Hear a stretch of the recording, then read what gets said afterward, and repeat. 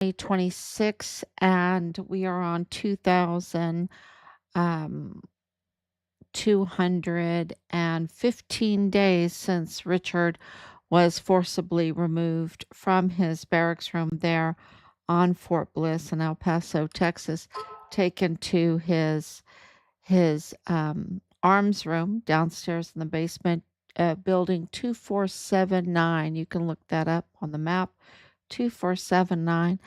That's the crime scene, the arms room. They took his life and then they took his body. They took his body and they stole his body and they trafficked it across the border to Mexico where evidence is piling up. It's really at Plenitude Crematorium. And this is a narco crematorium.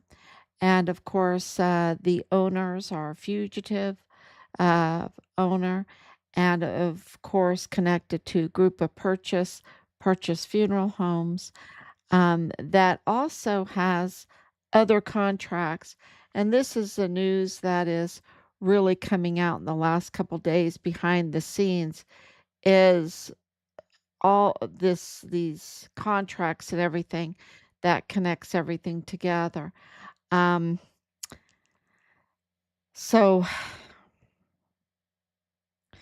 just know that they were up to no good, and Really we coming out in the will last couple days behind absolutely clarify everything as soon as we get some confirmations.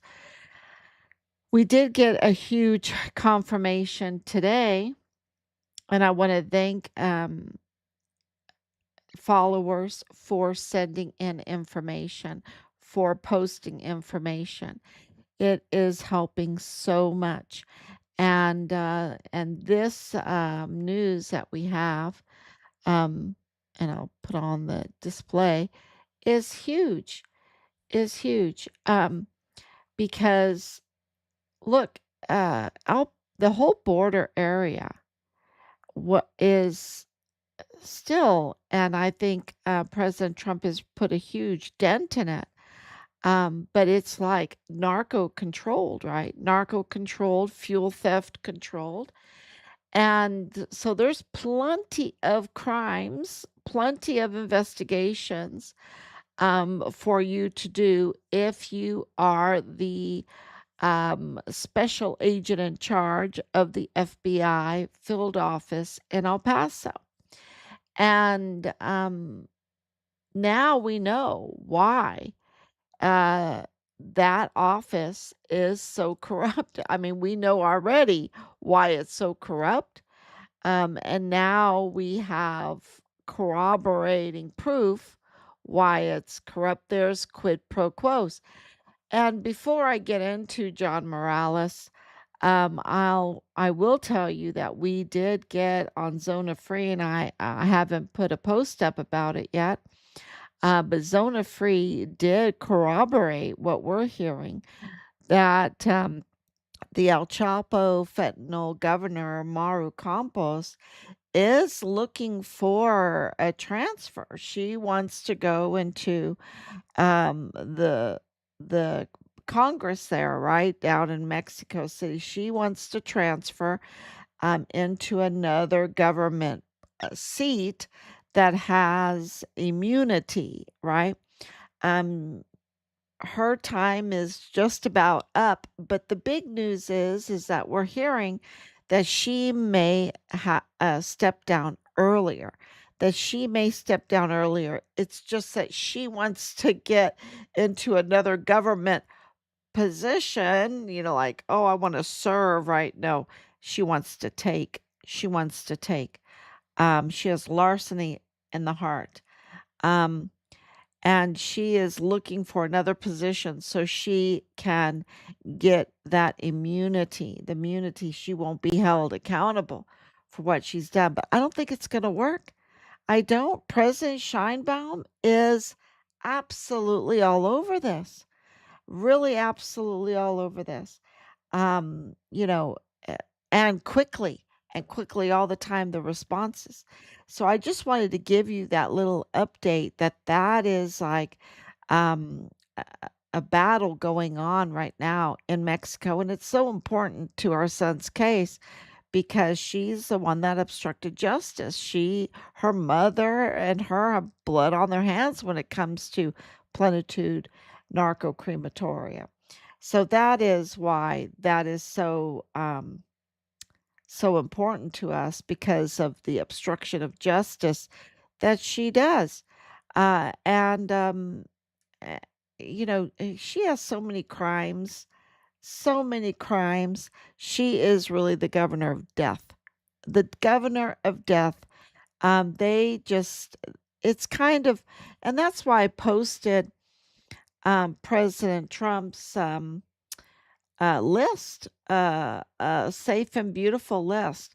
I thought this was so great because, he knows um, uh, how to build, how to get things done. He knows about soil and sod. He knows about them, right? Because of his golf courses and everything. And he knows how to fix things. And look what he's done to DC. 2,300 lights have been fixed. 1,460 benches have been redone and installed. Over 500 instances of graffiti has been cleaned. 250 truckloads of debris hauled from the carp pond at Constitution Gardens. 250 over 250 truckloads. Can you believe it? Over 250 tons of pothole repair material applied in the nation's capital. 162 homeless encampments removed, 134 rat resistant trash cans installed. See how much better he is than the Ariano Corones who run the Plenitude Crematorium that had it rat infested with bodies leaking fluid into the Juarez water system, blood and fluid, and over 400 bodies, no air condition, um, no potable water, just while giving fake ashes to the families. It's disgusting. So here comes Trump, and he's putting in 134 rat resistant trash cans installed in our nation's capital. 83 statues, monuments, memorials cleaned up, right? Even when people come in and vandalize, he's been cleaning it up. 22 fountains that were just sitting there collecting trash have been cleaned out, water flowing through them. Beautiful 22 fountains have been fixed. That is just amazing. I know the people in Washington, D.C. are just so happy, so happy. They talk about it all the time. Over 1 mile of fencing has been repainted, right? That sounds little, but then what about the soil and the sod? President Trump has put, um, matter of fact, I even put together a song about it, soil and sod. Um, has put down the soil so that he can lay down sod so that the grass that was aged and could not grow anymore now is replaced and now there's beautiful green grass. It's just amazing.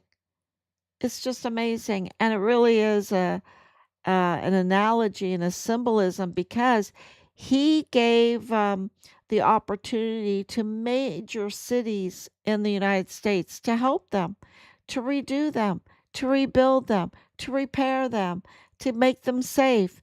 And they refused. They have Trump derangement syndrome. So they refused. They rather, and who suffers? The people that live there. And this is what I'm saying about El Paso. It applies so much to El Paso. that these, uh, well, what did Julio Cordero call them? At large, criminals at large that are big fish criminals at large. Um, they're making the city um with high property taxes, right? High property taxes and it should be a beautiful city, right? It is a beautiful city if they would clean it up and set it right and arrest these criminals that have been exploiting the city and Juarez, the city of Juarez too. So, I just thought that this was really appropriate to put that on because when you have these bad criminal leaders that are tied to the CJNG and the Sinaloa cartel and the orchestrated Walmart mass shooting and the execution style killing of Julio Cordero, the hiding of the Mayela Crucius El Paso family ties to the Walmart mass shooter. When you uh, look at the rogue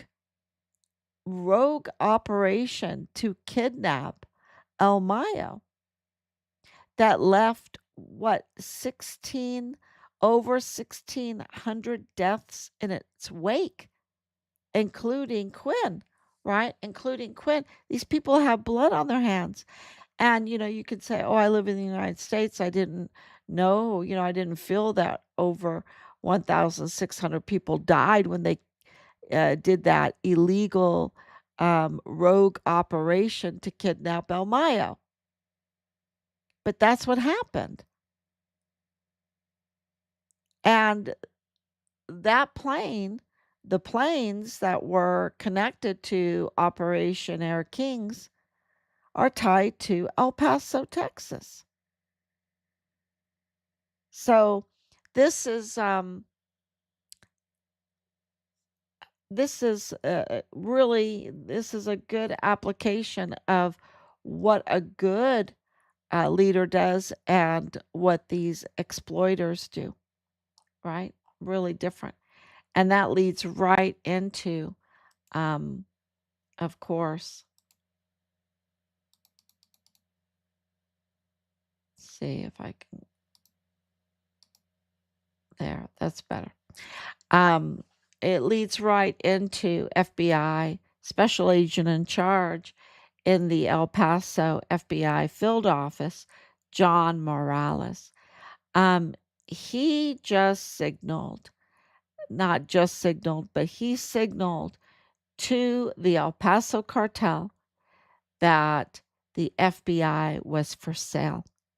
And before he even got in office, I think he sold out to them. Okay. So, because Jeffrey Downey was there first, and then came John Morales, and now we have Jared Brown. And John Morales absolutely signaled to the El Paso cartel that the FBI, well, him anyway, was for sale. And so, as the FBI special agent in charge, John Morales went to work to protect the El Paso cartel, which is connected to WestStar Bank. Okay. It's connected to WestStar Bank. And he blocked very important investigations, like on August 22nd, 2024, retired FBI agent Julio Cordero was shot and killed execution style, a shot to the head. Okay, a close range shot to the head. Um, right there, um, killed by, and I should have put it up there, Sniper Wolf. Sniper Wolf was the call sign for the El Paso ISD police officer that shot and killed Julio Cordero. And we've gone over that case pretty carefully, and absolutely, it should never have been shut down. It should never have been put in the hands of the Texas Rangers. The FBI should have investigated its own, you know, loyalty to an hero, FBI hero agent, because Julio Cordero led the Poison Ponds investigation that arrested over 40 corrupt El Paso officials. He was awarded for that absolute amazing operation. And he had confirmed that there were two more on his list that needed to be arrested. So over 40, and he had two more that needed to be arrested. Well, I think it's more than two more. I think it's, you know, a few more. Um, but um, but Julio Cordero, on his list, it was two more, and they were absolutely connected to WestStar Bank. This is why this is so important, um, because John Morales blocked that investigation, and there is no reason to block it, no reason to put it in cold case. It is there's so much to see and report on who killed Julio Cordero. The other, on July 25th, 2024, was the El Mayo Zapata kidnapping. And that, um, John Morales authorized Connell Wenton to order this operation, this really very rogue operation. Um, and dangerous because, like I said, it left 1,600, over 1,600 people dead in its wake. Um, but this kidnapping of El Mayo was a trickster, was a foolery, because it was for El Chapo to get the upper hand against El Mayo, both of them the founders of the Sinaloa cartel. And El Chapo had been arrested, and he wanted the upper hand. And so was an illegal operation that was ordered by Mormon Mafia, Connell Wetton, that's tied to the El Chapo Sinaloa cartel and the CJNG. And the CJNG. I think that's really, really important. So, Jose, oh, I shouldn't say Jose, John Morales blocked the investigation into this illegal kidnapping of El Mayo. And you know what? You can say, because I've said it to myself, El Mayo is a bad guy. Who cares? Well, this is the point. Why do we have laws then? Right? If you can just go and kidnap someone without getting proper paperwork and extradition, then what's stopping them from coming and kidnapping anybody? Anybody in anybody's family. So it's absolutely um, important, vital to investigate the illegal kidnapping of El Mayo. It really is. Um,